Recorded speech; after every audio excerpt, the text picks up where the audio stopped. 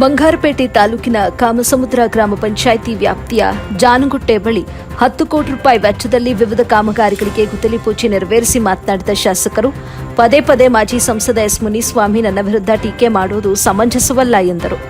S Muniswamy ಇದೇ ಚಾಳಿ ಮುಂದುವರೆಸಿದ್ರೆ ಇದೇ ತಾಲೂಕಿನ ನಮ್ಮ ಕಾಂಗ್ರೆಸ್ ಪಕ್ಷದ ಕಾರ್ಯಕರ್ತರು ಅವರಿಗೆ ತಕ್ಕ ಪಾಠ ಕಲಿಸುತ್ತಾರೆ ಅಂತ ಎಚ್ಚರಿಕೆ ನೀಡಿದರು.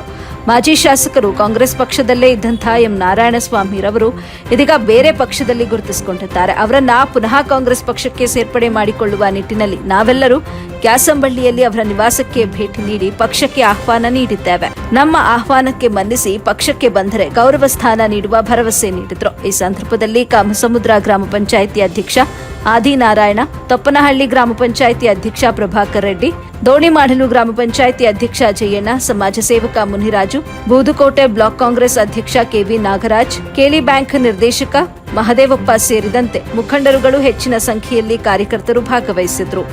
ವರದಿ ಇಲಿಯಾಸ್ ಪಾಷಾ, ಎಬಿ ನ್ಯೂಸ್ ಕನ್ನಡ, ಬಂಗಾರಪೇಟೆ. ಪಕ್ಷದಲ್ಲಿ ಅವರಗತ ಇದೆ ಅಂತೇಳಿ ನಾವೆಲ್ಲ ಮುಖಂಡರು ಆಹ್ವಾನವನ್ನು ಮಾಡಿದ್ದೇವೆ. ನಮ್ಮ ಆಹ್ವಾನವನ್ನು ಅವರು ಸ್ವೀಕಾರ ಮಾಡಿದ್ದಾರೆ. ಮನೆಗೆ ಹೋದಾಗ ಬಹಳ ಗೌರವದಿಂದ ನಡ್ಕೊಂಡ್ರು. ನಮಗೆ ಹೂರಾರ ಹಾಕಿ ಸಿಹಿ ಕೊಟ್ಟು ಕಾಫಿ ಕೊಟ್ಟು ನಮ್ಮನ್ನು ಗೌರವದಿಂದ ನಡೆಸ್ಕೊಂಡ್ರು.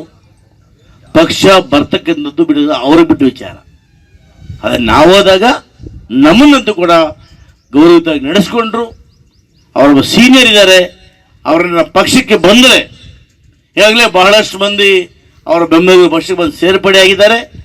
ನಾರಾಯಣ ಸಾಮಣ್ಣ ಅವರ ಬೆಂಬಲಿಗರು ಬಂದರೂ ಕೂಡ ಖಂಡಿತವಾಗ್ಲೂ ಕೂಡ ಕಾಂಗ್ರೆಸ್ ಪಕ್ಷ ಅವರನ್ನು ಆತ್ಮೀಯವಾಗಿ ಸ್ವಾಗತವನ್ನು ಮಾಡಿ ಅವರು ಕೂಡ ನಮ್ಮೊಟ್ಟಿಗೆ ಒಬ್ಬ ಹಿರಿಯಣ್ಣ ಸ್ಥಾನವನ್ನು ಕೊಟ್ಟು ಗೌರವ ನಡೆಸ್ಕೊಳ್ತೇನೆ ಅನ್ನೋ ಮಾತನ್ನು ಕೂಡ ಹೇಳೋದಕ್ಕೆ ಇಚ್ಛೆ ಪಡ್ತೇನೆ. ಹಾಗಾಗಿ ತಮ್ಮೆಲ್ಲರಿಗೂ